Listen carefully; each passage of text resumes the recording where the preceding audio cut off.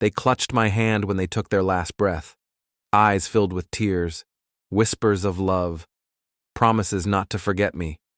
And then I found the will. I wasn't even mentioned. Before we continue, please write in the comments which country you're watching this video from. Enjoy the story. For the last 6 years of her life, I was the one who bathed her, fed her, brushed her hair, and made sure she had a clean pillow to cry into when the nights got too long. Margaret Bishop wasn't just my patient. She was family, not by blood, but by choice. She had no children of her own. Her only living relatives were a niece who visited once a year, out of obligation, and a brother she hadn't spoken to in decades. When I first started working at the assisted living facility in Fairfield, she was one of the residents no one wanted to be assigned to. She had a sharp tongue, a quiet sadness, and a list of medications longer than most people's grocery lists. But I saw something in her, a softness beneath the bitterness. So I volunteered. We didn't get along right away. The first month, she refused to let me help her dress or comb her hair. She called me the girl with the noisy shoes. But slowly, day by day, she let me in. She told me stories about her garden, her late husband, Henry, the bakery they once owned in Maine, and the baby they lost. She trusted me with her grief, and I gave her my time, my patience, my heart. When she broke her hip, I stayed long after my shift ended to sit by her hospital bed. When she was diagnosed with early dementia, I created memory boxes filled with photos, notes, and old recipes we recreated together. One night, about a year before she died, she held my hand and said, "You're the only one who's stayed. When I go, I'll make sure you're taken care of." I didn't ask for anything. Her words were enough. She passed away quietly on a Sunday morning in October. The maple trees outside her window were on fire with color, red and gold and amber. I was the one holding her hand when she slipped away. I whispered, "It's okay. You can rest now." I cried for days. The funeral was small. Her niece, Danielle, flew in from Chicago. She wore black heels and a blacker scowl, complaining about the short notice and the long flight. "I guess someone has to deal with the estate," she sighed. I nodded, offered to help. Danielle was cold, distant. She barely remembered what Margaret liked to eat, let alone what she needed in her final days. 2 weeks later, I got a call. Margaret's lawyer was gathering everyone mentioned in the will. Danielle invited me, saying, "You might want to hear it." I didn't expect much, maybe a little thank you, a letter, a keepsake.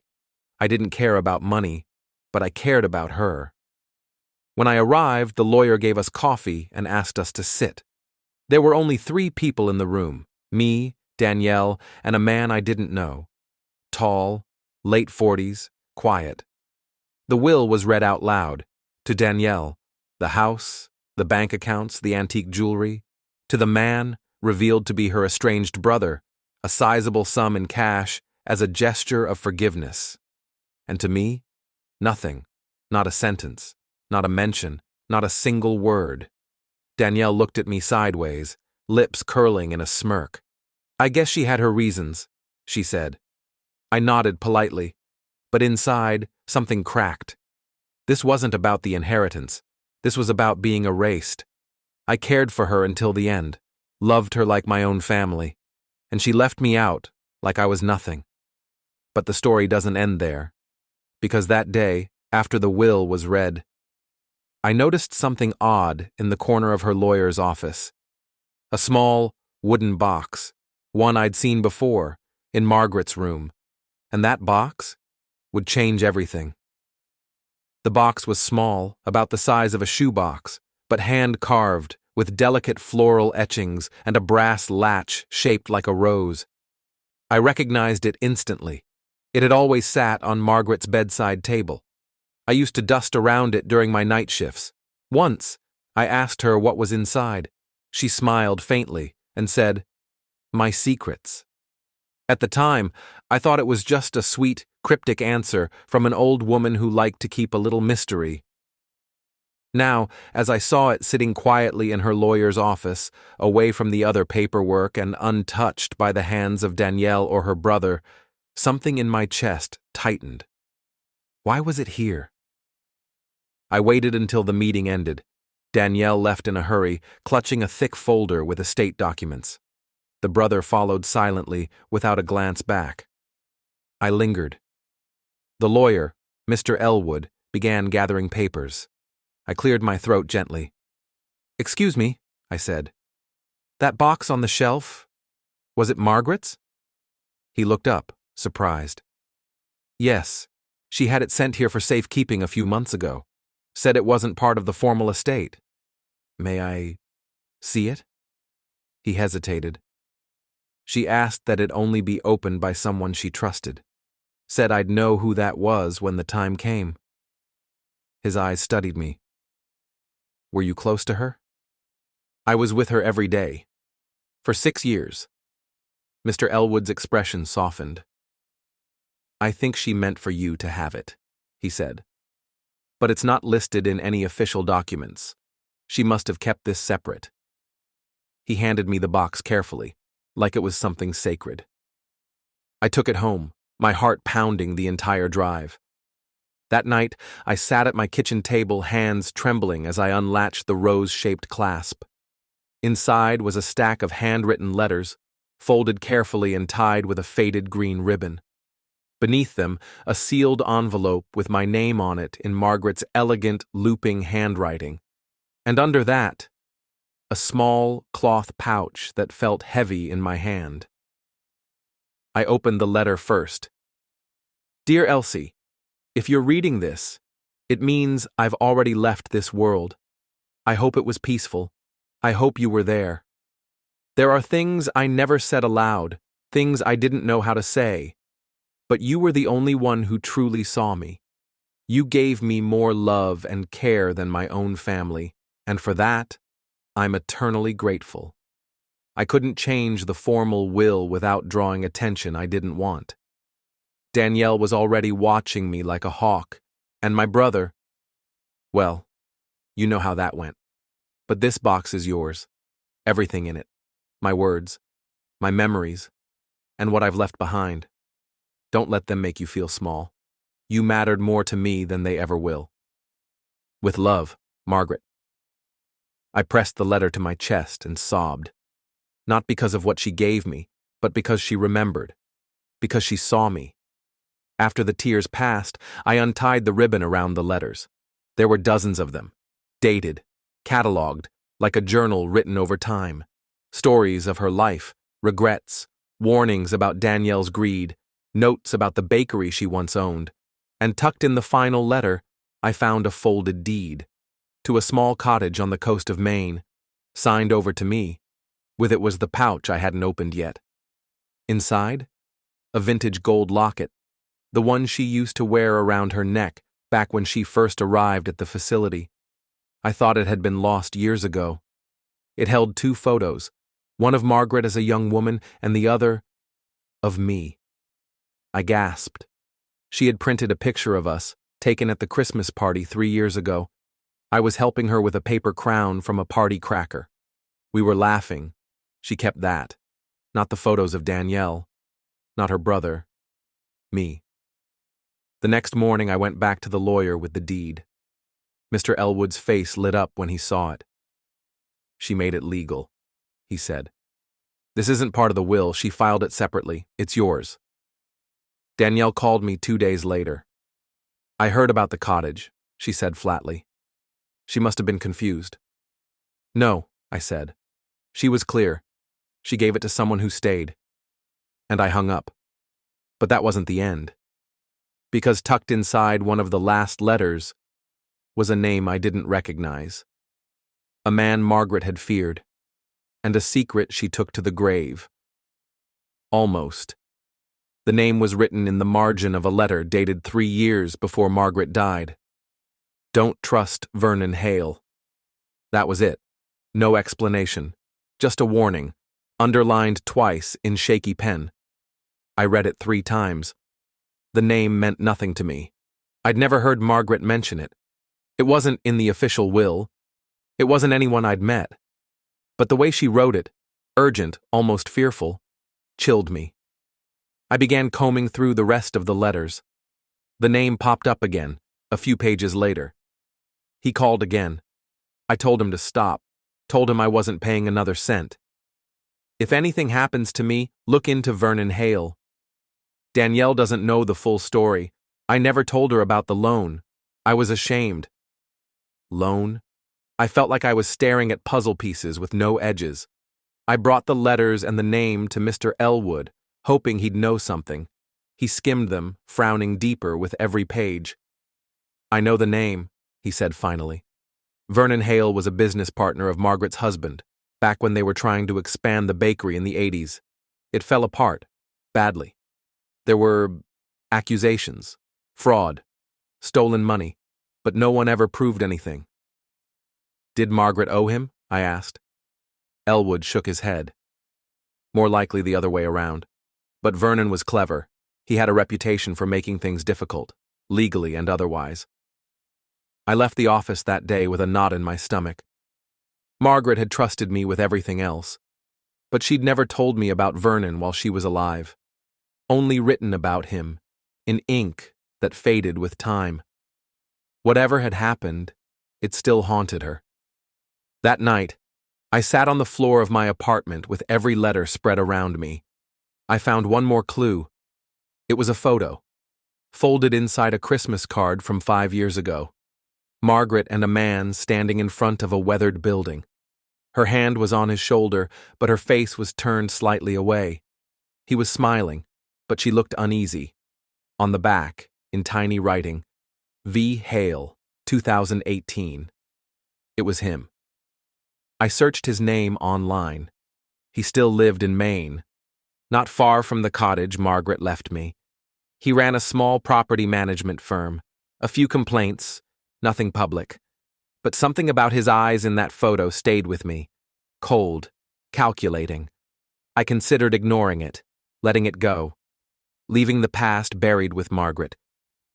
But then I thought of the line in her letter. If anything happens to me. The next week, I traveled to the cottage. It was small, tucked away off a quiet road lined with pine trees. The ocean was just down the hill. The place was peaceful, like a pocket of silence in a noisy world. But when I stepped inside, something felt off. The air was stale, not just from time, but from presence. Like someone had been there, recently. The furniture was covered in sheets, just like you'd expect, but one of the windows had a cracked pane. And the back door, unlocked. I checked the kitchen drawers, empty, except for a single manila envelope. Inside, an old contract signed by Margaret and Vernon Hale, loan terms, business assets, and a payment schedule, with the last line scribbled over and rewritten, paid in full, March 2019. But it wasn't Margaret's handwriting. I knew her pen strokes. This one was slanted, impatient. Forged. I turned the envelope over. On the back was a sticky note. Keep your mouth shut, or I'll finish what I started. That's when I heard the floorboard creak behind me. I turned, and there, standing in the shadow of the hallway, was Vernon Hale. He looked older than the photo, thinner, but his eyes were just as cold. You weren't supposed to come here, he said, voice low. My heart pounded. What did you do to her? His mouth twitched, almost into a smile. That woman had debts. She begged me to make them disappear. You think she gave you this house out of kindness? You're walking through my collateral. I backed toward the front door. I'm calling the police. He stepped forward. Do that, and you'll wish you never opened that box. Vernon Hale stood just 10 feet away. His hands were in his coat pockets, calm, too calm. I took another step toward the front door, never turning my back. Every instinct screamed at me to run, but I didn't. Not yet. Why are you really here? I asked. His lips curled slightly. To make sure Margaret kept her word. I stared at him. She's gone. He nodded. and she was supposed to take certain things with her, but then I started hearing rumors that she'd gotten close to someone, a nurse maybe, that she might have told them things. I didn't answer. I warned her, he continued, taking a slow step forward. And now I'm warning you. I reached into my bag slowly, pretending to adjust the strap, but my fingers closed around the phone. I had started recording as soon as I'd entered the cottage, a habit now, after everything with Margaret's letters. You forged her signature, I said, on the contract.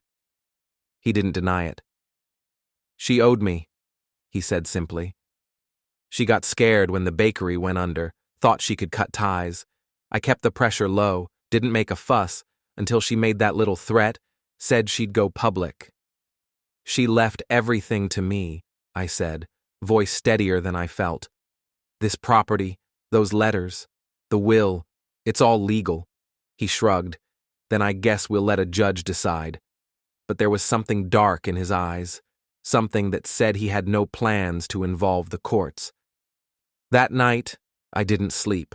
I drove to a motel 2 towns over, leaving the cottage lights on to make it look like someone was still inside.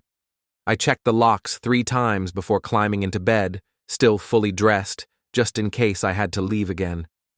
I couldn't stop thinking about the forged payment note, the threat, and Margaret's fear, the fear she'd buried in ink because she hadn't felt safe enough to speak it aloud. Vernon wasn't just an old business partner.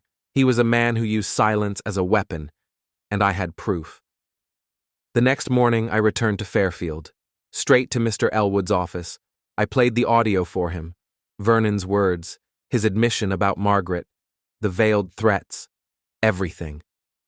Elwood sat in silence when it ended. This is enough to open an investigation, he said. If we hand this to the state attorney, they'll look into it, especially if we pair it with the forged document. But it puts me at risk, I said. He nodded. We'll file it anonymously, as long as you stay out of sight. I agreed. We made copies, sent digital files to 2 contacts Elwood trusted, and I hid the original letters and deed in a safety deposit box under my name. I thought that would be the end of it. But it wasn't. 3 days later, my motel room door was slightly ajar when I returned from the grocery store. I froze.